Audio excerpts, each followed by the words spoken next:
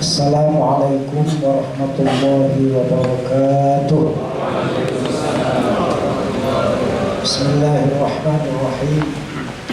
Alhamdulillahilladzi hadana li hadza.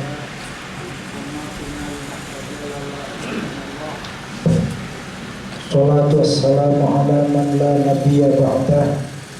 Sayyidina Muhammad ibn Abdillah wa ala alihi wa ashabihi wa man tabi'ahu hidayah wa wala. Amma ba'dah. Hadratul muhtaramin, para kiai, para satu yang saya muliakan, Ketua Tanfidiyah PCI Kabupaten Cirebon Kiai Aziz Hakim Syarasi yang saya hormati, Sekretaris Pengurus Cabang Nahdlatul Ulama Kabupaten Cirebon yang saya hormati, para bapak ibu pengurus lembaga dan pengurus majelis wakil cabang Nahdlatul Ulama Kabupaten Cirebon yang hadir pada kesempatan ini yang saya hormati. Rasanya tidak terlalu berlebihan kalau kita menyimpulkan, paling tidak saya menyebut, sesungguhnya kehadiran Nahdlatul Ulama secara ideologis itu dipersiapkan untuk mengganti ideologi khilafah Islamiyah. Karena saya sampaikan ini terbukti bahwa Nahdlatul Ulama itu lahir tidak terlalu jauh, tidak terlalu lama dari berakhirnya khilafah Islamiyah. Runtuhnya Turki Utsmani itu tahun 1924. Tahun 26 NU berdiri. Kita tidak bisa menghitung secepat itu 2 tahun, karena sesungguhnya Hadratus Syekh Hasyim Asy'ari konon ketika sejak ada di Mekah, baik sebagai pelajar, sebagai talib, maupun ketika sudah menjadi pengajar di sana, itu salah satu gagasan yang selalu dikumandangkan, bahkan doa yang selalu dipanjatkan di maqam mustajab adalah supaya Indonesia merdeka dan Indonesia menjadi negara tersendiri. Indonesia belum ada saat itu. Dan ternyata kan kemudian ketika NU lahir dan kemudian berperan di dalam memerdekakan Indonesia melawan penjajahan Belanda, itu bisa kita saksikan, bisa kita lacak bukti sejarah bahwa betapa kemudian sikap non kooperatif dari Nahdlatul Ulama terhadap penjajahan Belanda itu sangat kuat. Wacana keilmuannya juga sudah sangat maju. Rasanya sekitar tahun 38 itu mungkin sebelum Indonesia merdeka, muktamar Nahdlatul Ulama di Banjarmasin. Ketika Indonesia saat itu masih di bawah kekuasaan Hindia Belanda, para kiai Nahdlatul Ulama bersepakat menyebut negara mereka itu bukan negara perang, Darul Harb, bukan juga Darul Islam, negara Islam. 2 diskursus yang selama ini mereka fahami dari Kutubut Turaf. Saat itu kitab kuning hanya mengenal 2 bentuk negara, kalau tidak Darul Islam ya Darul Harb. Indonesia itu bukan Darul Islam, bukan Darul Harb juga bukan. Karena itu para ulama kemudian bersepakat memunculkan istilah baru, Darussalam. Buat saya itu sebuah lompatan pemikiran yang jauh melampaui zamannya. Karena itu lepas dari pakem, lepas dari mainstream, dari konsep Kutubut Turaf.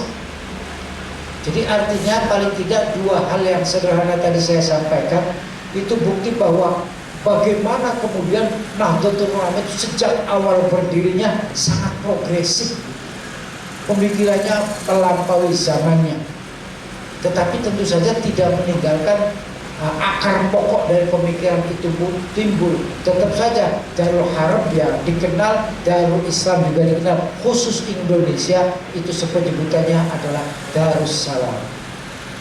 Buat saya ini sama artinya juga dengan ketika para ulama dengan tegas dan berani mengambil berbagai resiko ketika di Banjar itu kemudian bersepakat 2 tahun yang lalu menyebut bahwa tidak pantas orang-orang yang tidak Islam di Indonesia itu disebut dengan orang kafir. Itu kan juga melampaui diskursus yang ada di kutubut turas. Kenapa? Orang kafir, orang non-muslim, orang yang tidak Islam di Indonesia, itu kalau disebut dengan sebutan yang ada dalam kutubut turas, semuanya tidak pas.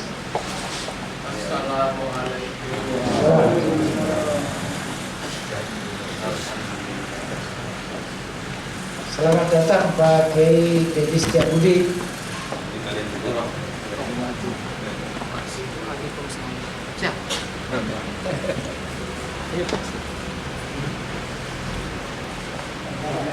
Ini sohibul makan dan sohibul makan-makan. Keras bahwa kemudian diskursus yang ada bagi penyebutan orang-orang yang tidak Islam di dalam kutub turas itu adanya kafir harbi, kafir dhimmi, kafir mu'ahad, atau kafir mustahman. Dan itu semua tidak pas kalau kemudian disebutkan kepada orang-orang non-muslim di Indonesia.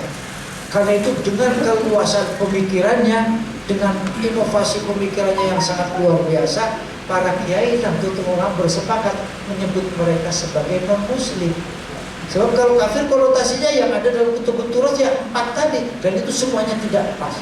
Sekali lagi ini buat saya lagi-lagi menunjukkan betapa lompatan pemikiran dari para ulama Nahdlatul Ulama itu sangat luar biasa.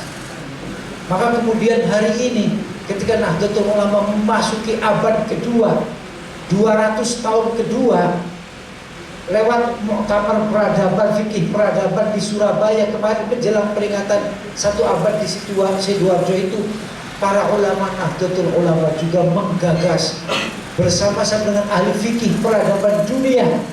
Sebab yang hadir juga banyak ulama dari berbagai dunia. Itu konon sangat terbatas, dibatasi oleh pengurus besar Nahdlatul Ulama, kiai-kiai dan ulama-ulama tertentu saja yang diperkenankan hadir.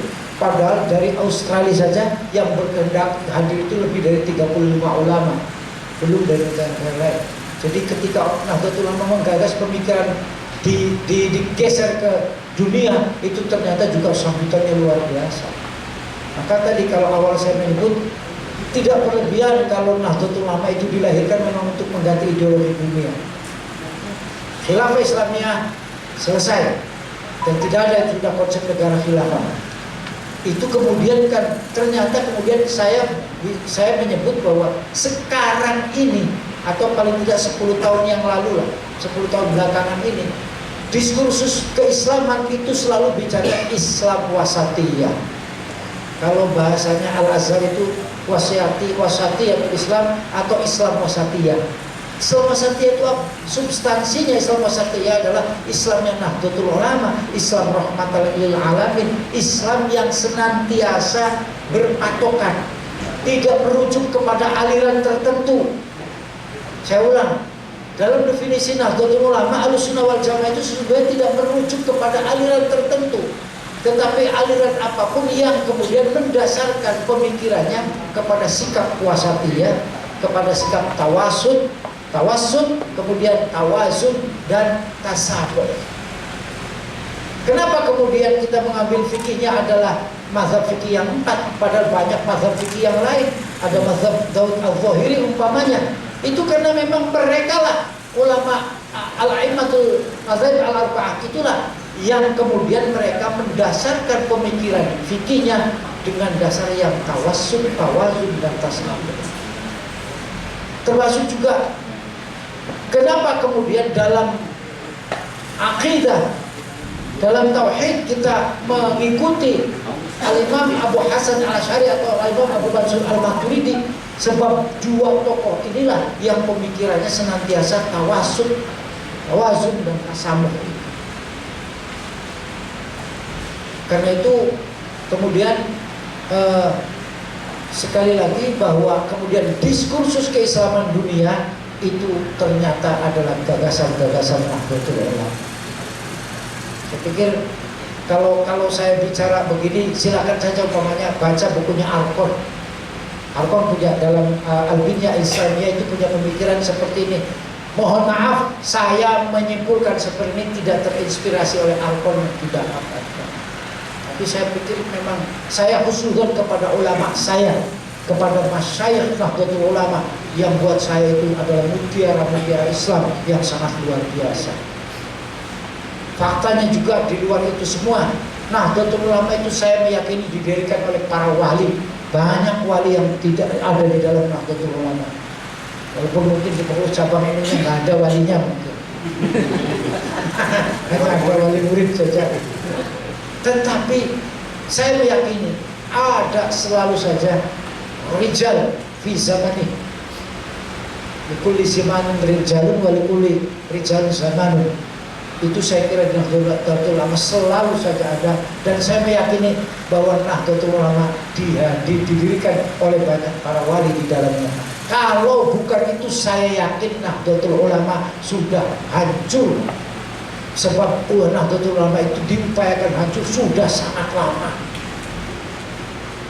Saya menyebut Nahdlatul Ulama sekarang ini usianya memang 100 tahun. Tapi jangan menghitung 100 tahun itu murni Nahdlatul Ulama sebagai jam'iyah, ijtimaiyah, diniyah saja. Tidak itu. Ada fase tidak kurang dari 40 tahun Nahdlatul Ulama itu menjadi jam'iyah siyasiyah, menjadi partai politik, hizbus siyasi, partai politik. Dan itu sangat menguras energi, sangat menghabiskan kekuatan-kekuatan Nahdlatul Ulama. Bahkan ketika Nahdlatul Ulama sudah tidak lagi tegas menjadi partai politik, ketika sudah dipaksa fusi oleh Soeharto dengan partai hanya 3 itu, dan Nahdlatul Ulama kemudian dipaksa berada di tengah-tengah P3. Tahun 71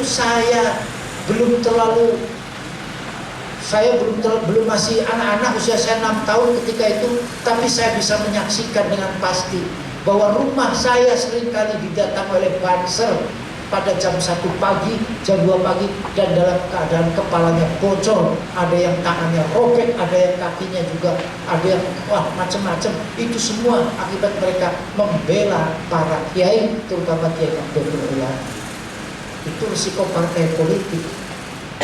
Saya ingin sampaikan juga dalam kesempatan ini, Al-Mahfudlah Kiai Idham Khalid, ketua PBNU terlama, dan saat itu memimpin PBNU, didesak oleh para kaum Ansor, didesak oleh pimpinan NU di daerah agar NU mengambil sikap untuk melawan.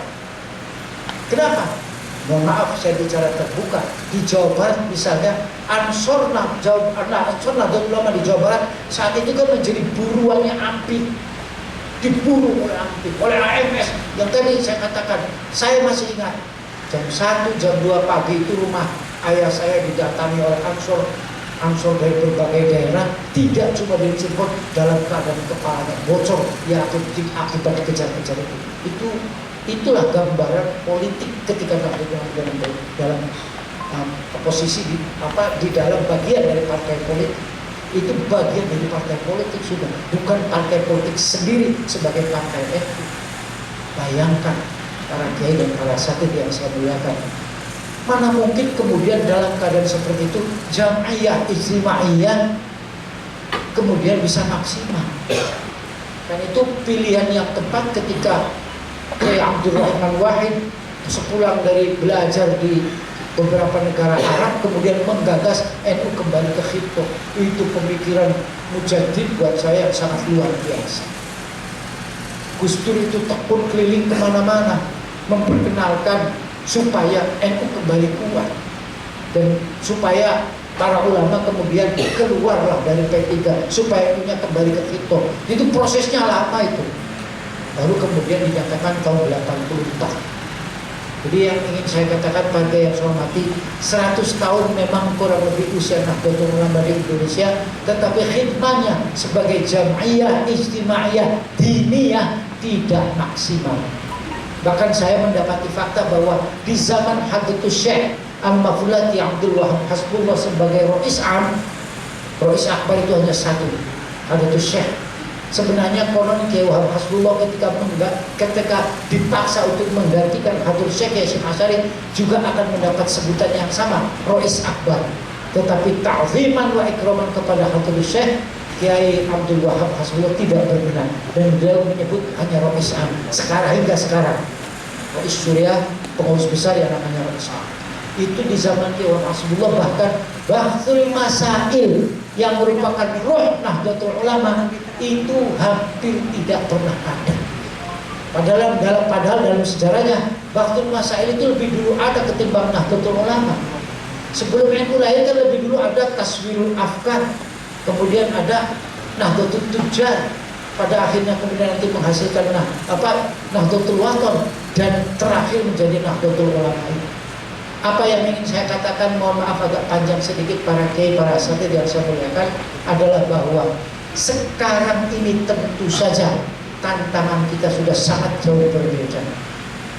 Meskipun begitu, tidak salah kalau tadi saya mengatakan fakta sejarahnya bahwa Nahdlatul Ulama ketika bangkit itu, ketika Nahdlatul Ulama terlahir, sebelumnya ada Nahdlatul Tujar, ada Nahdlatul Wathon, ada Taswirul Afkar.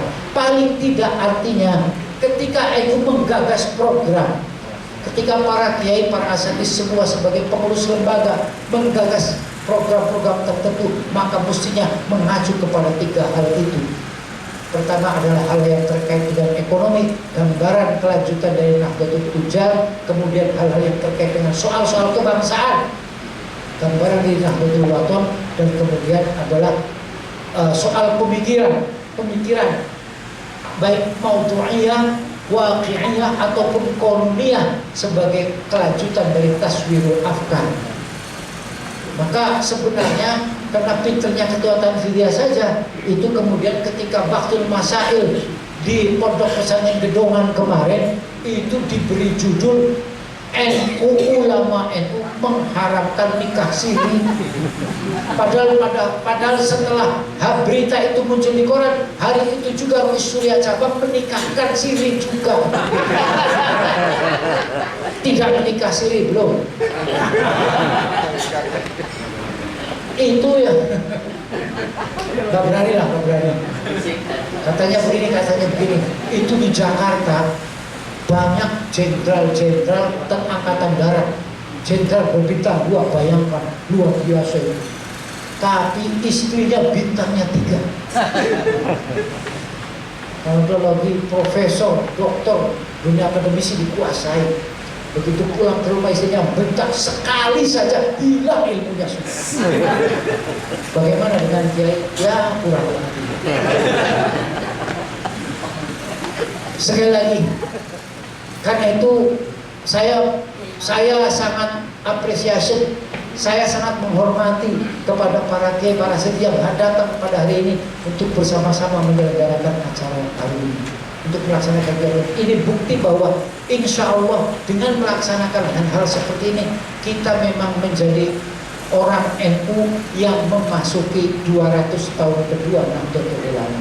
Sebab para kiai dulu sudah dengan luar biasa, untuk sempurna tentu tidak pernah, karena ini adalah proses. 100 tahun pertama sudah dilalui oleh para kiai dengan luar biasa bagusnya.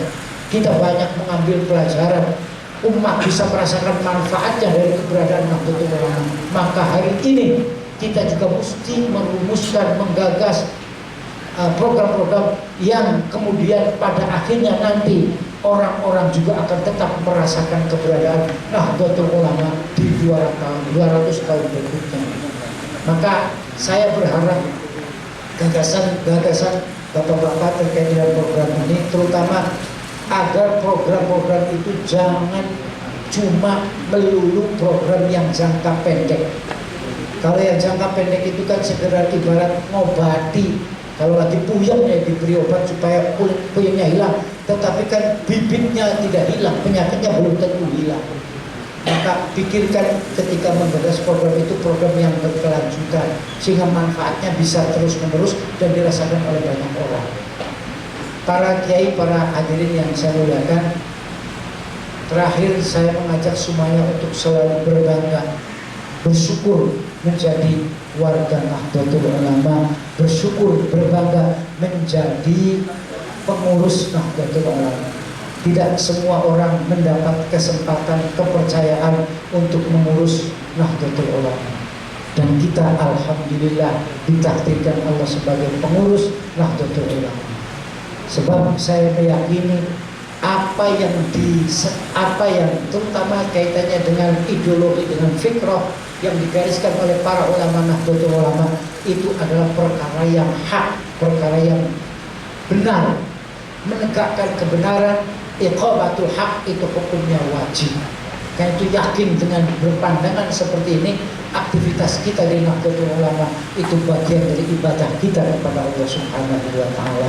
Terakhir, mewakili jajaran pengurus cabang Nahdlatul Ulama, perkenankan dalam kesempatan ini saya mohon maaf kepada semuanya, karena menjelang Ramadan ya saling memaafkan, bersih-bersih, dan mari kita sambut bulan Ramadan dengan penuh kebahagiaan, dengan penuh kesenangan.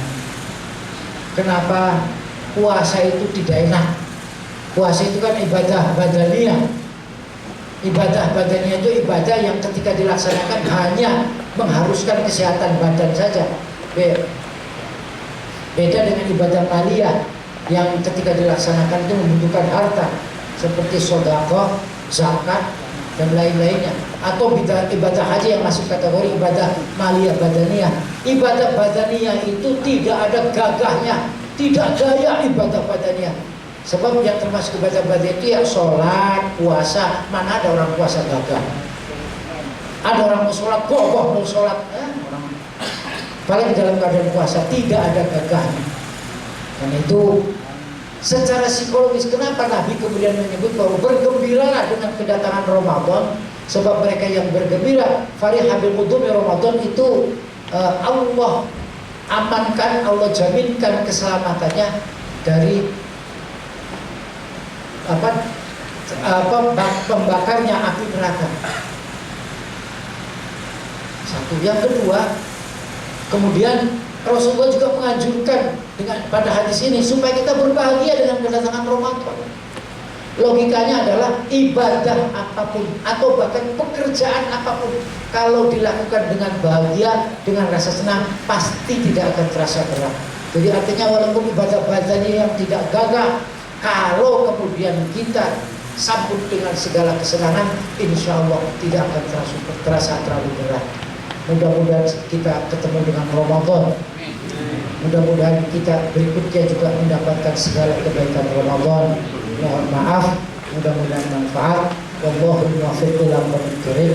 Assalamualaikum warahmatullahi wabarakatuh.